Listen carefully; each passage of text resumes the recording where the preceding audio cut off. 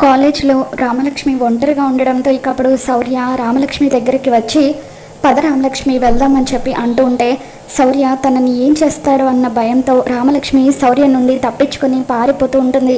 ఆగు రామలక్ష్మి, నేను చెప్పేది విను అని చెప్పి శౌర్య రామలక్ష్మి దగ్గరికి పరిగెత్తుకుంటూ వస్తూ ఉంటే అప్పుడు రామలక్ష్మి ఒక గదిలోకి వెళ్ళి దాక్కొని ప్రశాంత్కి ఫోన్ చేసి అక్కడికి రమ్మని చెబుతుంది.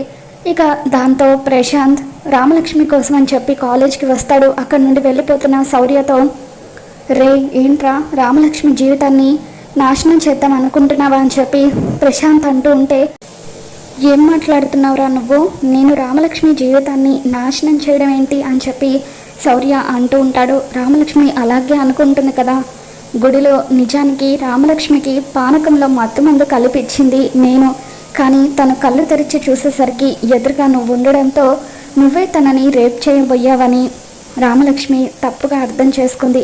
అది చాలక నీ అంతటా నువ్వే నేను చేసిన తప్పులన్నీ నువ్వే చేసినట్లు తన ముందు ఒప్పుకున్నావు.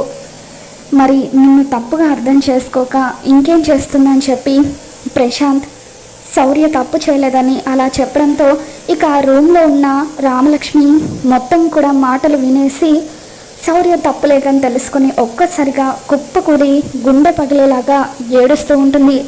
మొత్తానికి రామలక్ష్మికి అయితే శౌర్య ఏ తప్పు చేయలేదని అర్థమైంది. మరి రాబోతున్న ఎపిసోడ్లో ఏం జరగబోతుందో మళ్ళీ మన ఛానల్లో తెలుసుకున్న. వీడియో నచ్చినట్లయితే తప్పకుండా లైక్ చేయండి.